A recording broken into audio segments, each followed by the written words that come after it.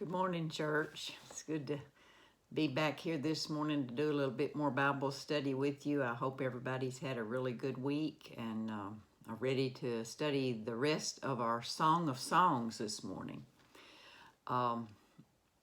It's a relatively short book, but it has a lot of things that really help us in our daily relationships. And so we're going to finish up this study this morning, and I'm so excited that we're going to be back in Sunday school maybe later next month, and I just can't wait to see your faces sitting there with me on Sunday morning when I'm teaching, because that really helps me, and also your feedback, your discussion, your telling me what you think, what God gave you from the lesson. That is something that really helps me too, because I mean, I've loved doing this, and maybe, maybe we'll keep doing this, recording it while we're teaching in Sunday school.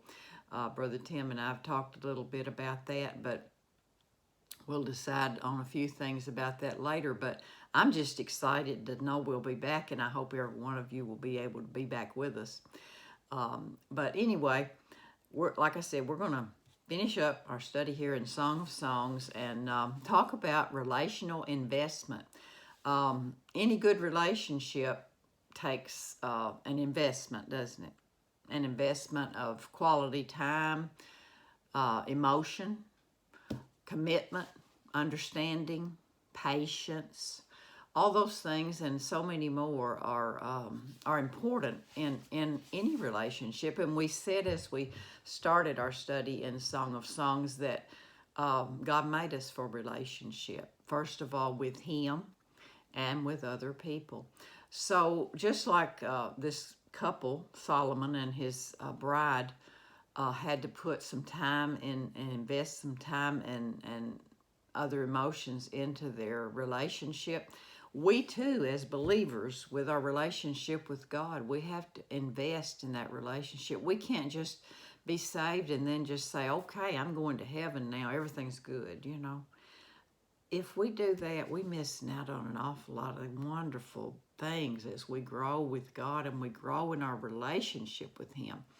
And so we don't want that to happen. We want to get everything we can from this relationship with our Creator. He knows us better than anyone, and we want to have that. But we also want to do it in our relationships with our marriage partners and in relationships with the people that we interact with on a daily basis, friends, family, maybe people we work with. There's so many different kind of relationships that we should make sure that we invest in so that we can get the very best out of them. But, Solomon, we talked about last week how Solomon and this Shunammite woman were engaged to be married, and they were looking forward to that. They were anticipating and they were complimenting each other and flirting with each other and courting with each other. And that was fun times, And then they got married. In the third chapter of Song of Songs, we see there's the marriage ceremony where the procession comes into town and Solomon arrives in his fancy carriage there at the bride's house, and it says that he comes wearing the crown his mother placed on him on the day of his wedding. So we know that the marriage took place. They planned it, and now it has been carried out. And what we're going to look at today in this 5th through the 8th chapters is what happens after marriage. We're going to see some things that, they're not quite so exciting as they were in the courtship. But, in marriage, things can become commonplace because we just kind of start living life, and we can grow apart if we don't, like I said, put that time in, put that investment into that relationship. If you're a married couple and you've been married for a while, don't forget that your partner needs affirmation. That's so important in our lives. We all need affirmation. We need somebody to tell us that we're important to them. We need somebody to tell us that we bring joy into their lives.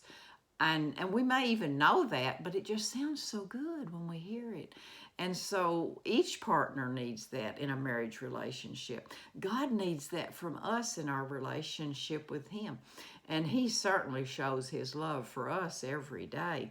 So, we need to put a lot of time and work into the relationships that God has given us, the one that we have with Him, and the one, of course, that we have with many that we have with people. I've just in this past year, God has made me so aware of how blessed I am with the people He's given me. I was blessed into a loving family, where people cared about me. I was the baby of the family, so I got lots of attention. And then as I grew older, married a wonderful man, and his family loved me, and he loved me. And then we had our children and our family, our own family. And all that time, I had friends. I had friends. I still have friends that I started first grade with, and I still talk to them almost every day. And so that's a wonderful, wonderful blessing God has given me with people. Those people make up relationships in our lives, and we need to make sure that we invest in those relationships. So that's what we're going to talk about this morning, is what happened after Solomon and his Shunammite beautiful woman got married. So we're going to look here this morning. I believe our focal passage is taken from the 5th chapter of the Song of Songs. And it's hard for us to really completely realize whether what is happening here is literal or figurative, because, sometimes it's a little hard to tell in the Bible. But it could be either one. It could be one particular instance that happened in the married life of this Solomon and his wife, or it could be something that she had a dream about, and then she realized some things that she needed to do to make her relationship stronger and sounder. But what had actually happened before this 6th verse that we're going to start out with here this morning is that she'd either had a dream or she had woken up and her husband wasn't in bed with her. It's possible she had a dream that this happened, or it's possible that it actually happened. I'll let you decide which one you want that to be. In my mind, it could be either one. But she had woken up, and of course they were married now. He should have been in bed with her. It was late at night, and he wasn't in bed with her. He wasn't there. And then a short time later, he knocked on the door for her to let him in. And I don't know if she was a little bit irritated with him for not being there in the first place, or if she was just tired and didn't want to get back up. But she didn't get back up for a little while and answer the door. But finally, that's where we take up here. She said she'd already had her bath and was in her night clothes, and she didn't want to get back up. That's previous to this 6th verse. Now, in this 6th verse, she says, I opened to my love, but my love had turned and gone away. My heart sank because he had left. I sought him, but did not find him. I called him, but he did not answer. She had a change of heart. Maybe she woke up good, but maybe if this is a literal thing that had happened. But it's possible that she had felt a little bit of a distance from her husband in the previous to this. And whether it's literal or figurative, that's probably what she was thinking when she woke up here and realized he wasn't there. Because it says my love had turned and gone away. If this is literal, and she did get up and open the door, he wasn't there anymore. He had gone away. He had not waited for her to get up. I don't know how long she waited to go to the door, but either way, she's feeling a distance from her husband. And it says my heart sank because he had left. I think she expected him to still be waiting there patiently for her to get up whenever she chose to and open the door. But that's not what she did, and that's not what happened, because he wasn't there. And so she realized that she needed to do something about this. Maybe after a time their marriage had they'd started living life and they had grown a little bit apart here, and there seems to be some kind of a subtle, either it's a quarrel or bad timing, or maybe maybe a chilling of that passionate feeling that they had in the beginning. But she realizes at this point that she needs to find her husband again. She needs to bring him closer. I mean, we all have those times in our marriages when we may not feel as close as we once did to our mate. And certainly we're never going to feel that passion and that,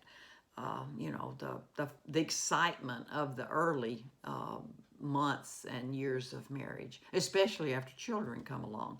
But her heart sank. Her soul failed. She really wanted to find her husband and get this thing worked out. And that was a good thing, that she wanted to work this thing out. But it says, I sought him, but I did not find him. I called him, but he did not answer. Maybe she went a little bit outside the door and she called his name, but no, he'd already gone too far away. He couldn't hear her, or he didn't answer her. And so she wants to get this thing settled, so she goes out into the city. Now remember, she did this one other time in a dream before they had married, and the guards she also the guards found her. But this is a very different situation she's in now. So the 7th verse tells us, the guards who go about the city found me. They beat and wounded me. They took my cloak from me, the guardians of the walls. Well, now, if you remember last week in the scripture that we looked at before they were married, she went out into the city to find her love, and the guards helped her. They were very protective of her. But remember, we said that those guards they were guards within the city, and they signified godly principles and maybe parental teachings that had this woman had been given, that guarded her virginity, that would not let her go out and find her lover and consummate their love before the marriage. Now, these guards are different. These were the guards, the guardians of the walls. These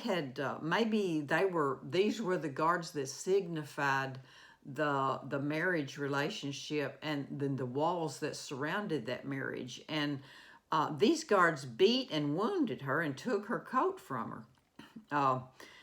These guards possibly could signify the way that God had given us to live in the context of marriage, to take care of our partners, maybe even God's laws and commandments. We don't know exactly what maybe that is coming into her mind at this point, but it could be something that she had done, or maybe her husband had done, that was against the law of God. Paul says that the law of God protects us until we transgress it, and at that point, that the law of God can become a harsh taskmaster, to us. So we don't know what was going through this woman's mind at this point, but the former guards were inside the city. These were guards on the wall of the city that would have been protecting the city from the outside dangers to the city. And maybe there were things in this marriage relationship outside the walls of that marriage that should have not have been there. It might have been on her part or his part.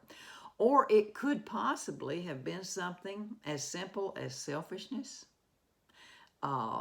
inconsideration. She didn't want to get up and let her husband in when he knocked on the door, did she? That was a little bit selfish and inconsiderate. Well, what about him? He wasn't very patient, was he? He didn't wait for her to get up for very long to open the door. He was coming in late at night. She'd already gone to bed. Maybe it was stubbornness on his part. He said, well, if she's not going to get up, I'll just leave, I don't know. This is just something, that you just think, we don't know exactly what's going on in the minds of these people, or certainly in the woman's mind, but it's something that gets her to thinking. It's something that the guards beat her up. They wounded her. They made her stop and think, what have I done here to make my husband leave me? Leave me in my bed alone. It makes her took her cloak away from her, took her protection, took her warmth. She's not feeling the the warmth and the love of marriage that she once did. So she goes to her friends. Friends are good to go to when you have a problem. Young women of Jerusalem, here in the 8th verse, I charge you, if you find my love, tell him I am lovesick. She goes to her friends and she charges them. That word charge there really means an oath. In other words, she's making these women promise me that if you see my husband, you'll tell him that I'm looking for him and that I am heart sick. I want to get this thing settled. I want to make this thing right with him. Now, I know that all of us that are married have had quarrels in our marriage. We have had disagreements. Sometimes they're kind of, they can get out of hand. Sometimes they go on for a long time. We should never let that happen. We shouldn't let them go on for a long time, but sometimes we do. But I know that not just me or not just this woman, Solomon's wife, everybody probably feels that heart sickness. You want to get that thing settled, don't you? You love that person, and you know that person loves you, so you want to get this thing settled so that you don't have to worry about it anymore. There'll be she'll get her coat back. She'll get her cloak back. She'll get her warmth back. She'll get her love back. And everything will be like it's supposed to be in that marriage. And that's what she's feeling at this point. So she tells her friends, if you see my husband, tell him, I want to find him because I'm lovesick. I'm heart sick, is the way that she's feeling at this point. So she's not afraid to tell her friends how much she loves her husband. She's not afraid of that. But notice she has some pretty good friends here in the 9th verse. I think these are good friends because instead of just running out and trying to find her husband and tell him that she needs to talk to him, they stop and say, let's talk about this for a minute. We want you to think about what's going on here. They ask her 2 questions, or maybe just the same question in 2 different ways, but they say, what makes the one you love better than another? Most beautiful of women, what makes him better than another that you would give us this charge? They're wanting her to stop and think, what is it about this man? You're a beautiful woman. You are the most beautiful of women, is what they call her. Obviously, they thought she was the most beautiful of women because she's the one who had won the heart of the king. So they say, what is it about him that you fell in love with, even though you probably had many other suitors as beautiful as you are? You could have chosen from many, but stop and think, what is it about your husband that is so great that you chose him? They want her to remember the good things about her husband before she finds her husband and talks to him. That's a really good formula right there. I think that's a great formula for quarrels inside of a marriage. Before you go and try to settle the quarrel, stop and think about, hey, what about this gift that God has given me in this person? Whether it's a man or a woman, God has given you a gift in your marriage partner. So before you go to settle the quarrel, just stop and think, what is it about that person that I loved in the first place? What is it about them that made me choose them over anyone else? And that's what her friends are asking her to do. So as she stops to think about this, she starts recounting what a wonderful man he is. Here in the 10th verse, she says, my love is fit and strong, notable among 10,000. He's handsome, he's healthy. He has a great personality too. He's fit, he's strong, and he stands out above everyone else. I mean, if you put him in a group of 10,000 people, he would stand out. Now, in her eyes, yes, he would stand out. Just that exact same way. And that's the way we feel about the person we love, isn't it? They stand out no matter where we are. We can go into a large crowd of people, And it won't take us very long to spot that person that we love and that person that we know intimately.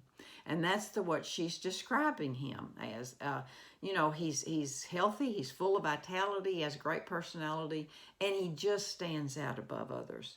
And then she starts to describe him here. His head is purest gold. His hair is wavy and black as a raven. Um, his head, maybe she's talking about his physical head being handsome and beautiful, but maybe also she's talking about how smart he was. Solomon was a very wise man, wasn't he? So she's talking about his mental head as well. This guy he's handsome and he's smart. And his hair is wavy and black as a raven. He had just a little bit, enough of a wave in his hair to make him very, very handsome. And it was black. It was very black. The raven was not viewed very positively usually in the Old Testament. Usually it's kind of a dirty bird. But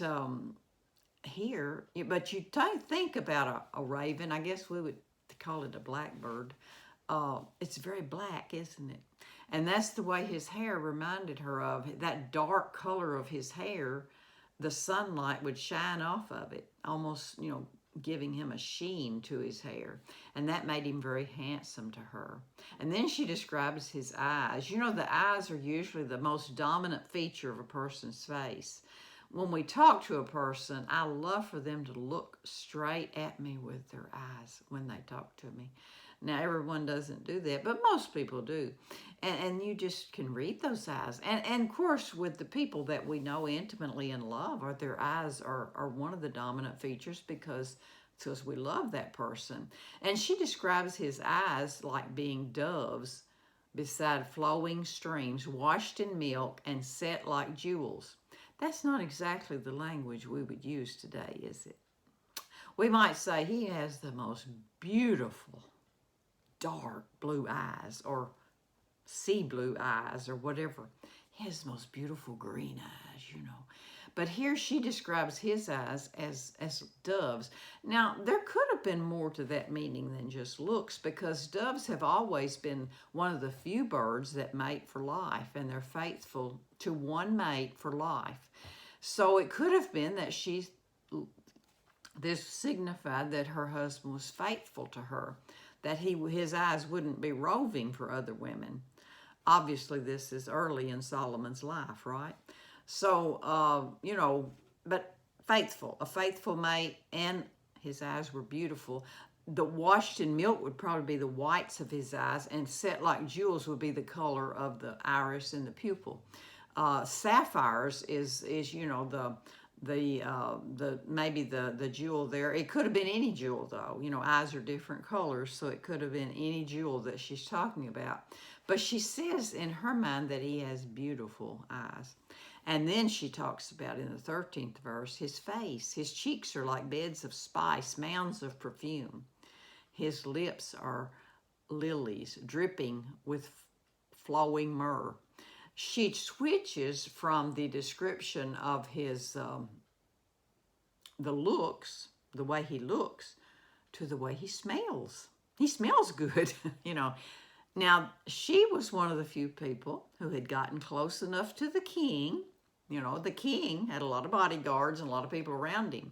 But she was one of the few people who had been able to get close enough to know what he smelled like up close. And she says he smells good. He smells like beds of spice, mounds of perfume. This is what his face smells like when I get up close to his cheeks. It's like beds of spice and mounds of perfume. He smells good, and not only that, he tastes good too. Notice his lips are lilies dripping with flowing myrrh. Even his lips smell good, and even his lips. She's giving us the idea that she likes to kiss her husband.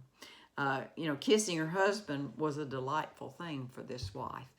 And certainly there's nothing wrong with that. And I think as even as you get older, kissing is one of the things that draws us close together. And so she's describing all the good features of her husband's body, and that was his face, his eyes, and his cheeks. Now she goes to his arms. His arms are rods of gold set with beryl. His body is an ivory panel covered with sapphires.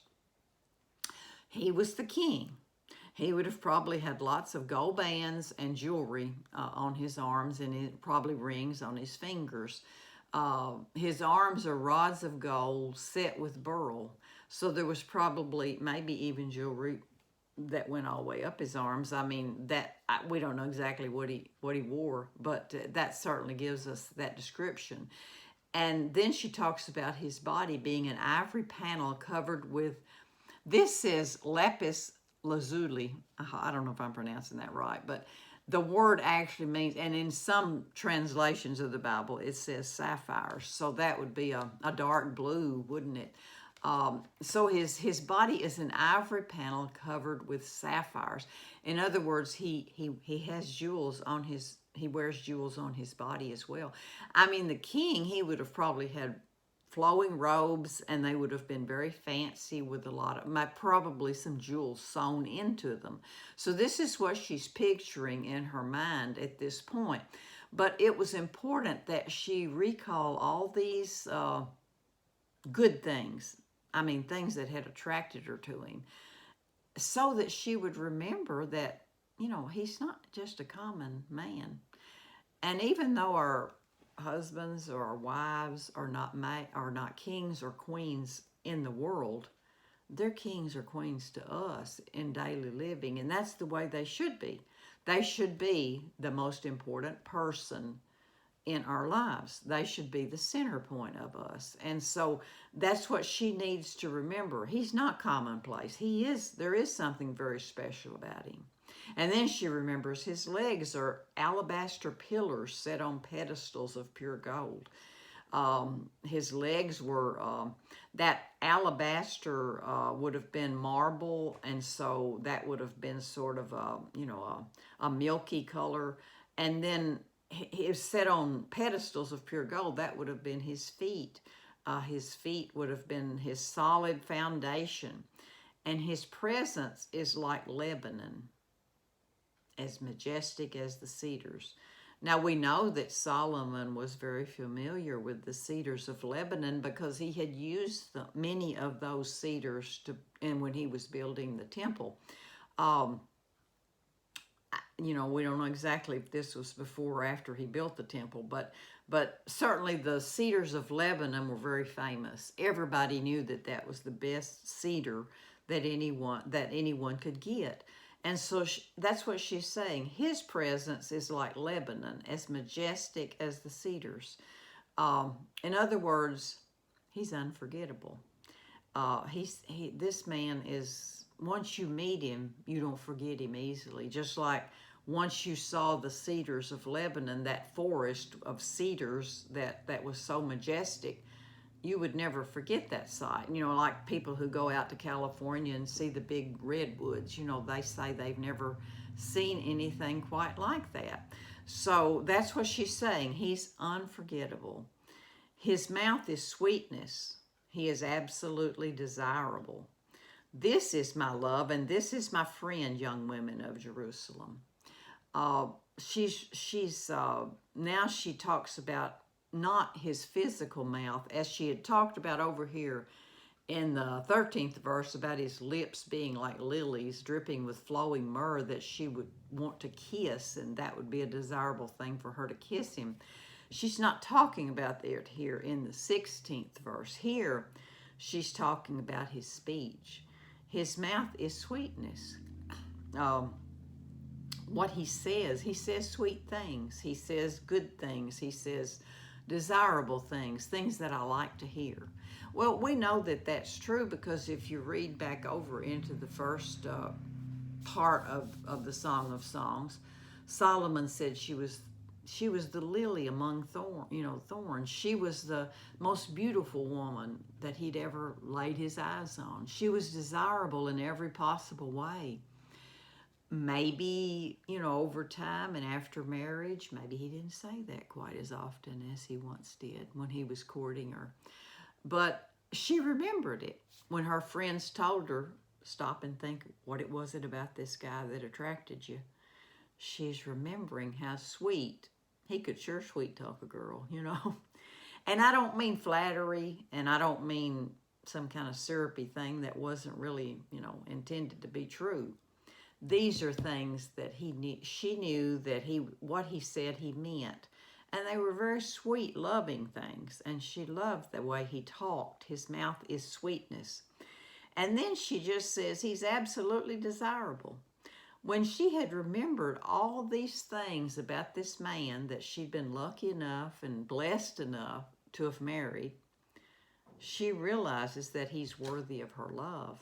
She's worthy of her patience, her consideration, her selflessness. He's worthy of the things that maybe she hadn't been quite up to par about doing before. Maybe he hadn't either.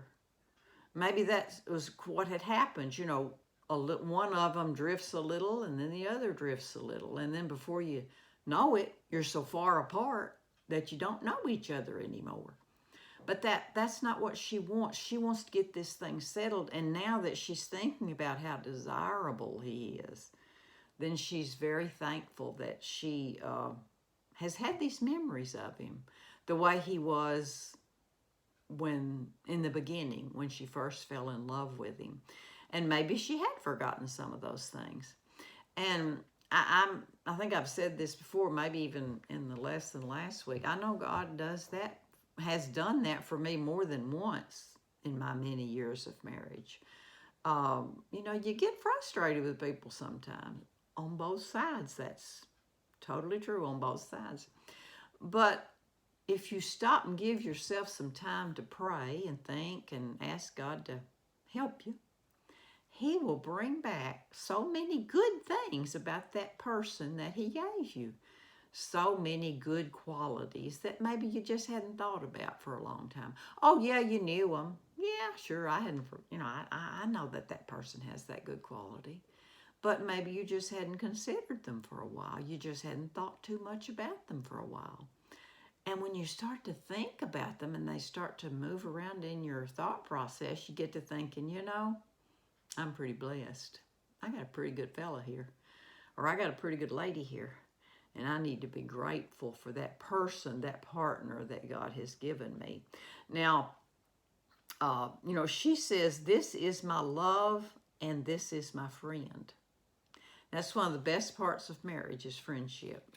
You know, of course, she's talking about romantic love. That's what the word there means. It does not mean godly love. That word for love there does not mean the word for godly love. It means romantic love. And she had that kind of a feeling for her husband, that romantic feeling of love. But she also said that he was her best friend. This is my friend. You know, when you get married, you're still getting to know your partner. You know, it takes a while to settle in and get to know because you never know them until you get married and you live in the same home with them. You may think you do, but you don't. And but after a while, you just you fall into the pattern of friendship too. You know, that's one of the greatest gifts of marriage is that partner is the first person you think of to go to when you've got anything that you need to talk about. That's the person you think of. Hey, I got to go talk to him about that. I got to go talk to her about that. Hey, I need to run this by them. Hey, did you know what I heard today? I need to go tell my wife or my husband. Yes, that person becomes your best friend. And that's what she says. This is my love and this is my friend, young women of Jerusalem. In other words, I think right now she's just saying, thank you, ladies. Thank you, girls. Thank you, girlfriends, for clearing my head a little bit and reminding me of what a great gift God has given me and my husband. So that when I do find him, we're going to talk this thing through and he's going to come home and we're going to get this thing settled and we're going to both feel better about it. You see, this is what marriage is all about. A biblical perspective of marriage relationship understands that God intends for husbands and wives to celebrate and appreciate each other. Even in Genesis, we're told that when God created the woman for Adam, it was for him. And he wanted them to celebrate life together. He wanted them to celebrate loving each other. And, you know, when a wife admires and appreciates her husband, and a husband admires and appreciates his wife, that's, you know, that's what will make for a solid foundation of marriage. But also in that marriage, you have to have God leading you. You have to have God as your basic foundation. You know, and when you do have God as your basic foundation, then each one of you, and then together, you will realize what a great gift it is that God has given you in marriage. It's a wonderful gift for people. And it's God's idea in the first place. You know, it's because he knew it would be good. It would be good for Adam to have a helpmate. It would be good for Eve to love Adam and to take care of him, and him to take care of her. But we should never ever take that gift of God for granted, ever, because it's a gift. And we should appreciate the marriage relationship, and we should appreciate the people that God has given us. It's the same way if we relate that marriage relationship to our relationship with God. That's an even greater gift, that God has given us the ability to have a relationship with him. That's the best gift we could ever imagine in our lives. And so in order to work at that, make that richer, make that better every day, then we should keep in close touch with God. We should have an intimate relationship with God, just like we have an intimate relationship with our partner, our marriage partner. We should tell God how much we appreciate him. We should tell him how much we love him. We should tell him how much he means to us daily. And what a wonderful gift it is that he's always with us. He's present with us always. So, you know, doing that, just as we do with our marriage partners, appreciating and telling them and affirming their goodness to us, we should do that with our relationship with God as well. Even people who aren't married, people maybe who are widowed, don't have a partner anymore, people who have never gotten married, you still have this relationship with God, and that it's very close to the marriage relationship. There's a lot of things that you can compare those things to, but those two things to each other. But here, we need to appreciate the gift of God's goodness to us and giving us, if he has given us a marriage partner, then that, but certainly giving us the ability to have a relationship with God. That's the greatest gift that we could ever hope for, is that God would speak to us. We would speak to him through, you know, reading his word, praying, those type of things. It draws us closer to God, and it affirms our appreciation for him, and he wants us to do that.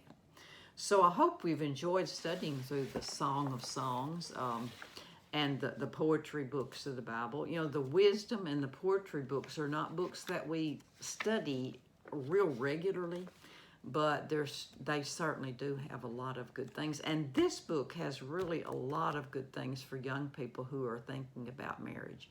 And there's so much in there. It's a little hard to understand, but if you dig in and you let God help you, you can find those things that will help you appreciate that partner that God has given you, and work hard to invest in that relationship and make it better. So I hope everyone has a good day today. I hope we'll be able to see you later at church, and see you pretty soon in person at church in Sunday school. But for right now, we're going to enjoy this together. I'm not sure what we're going to be studying after the Song of Songs. I haven't gotten my new material yet, but the new books should be out this coming, today at church. So pick one of those up and start studying. So I hope you have a wonderful day and a wonderful week. I love every one of you. God bless.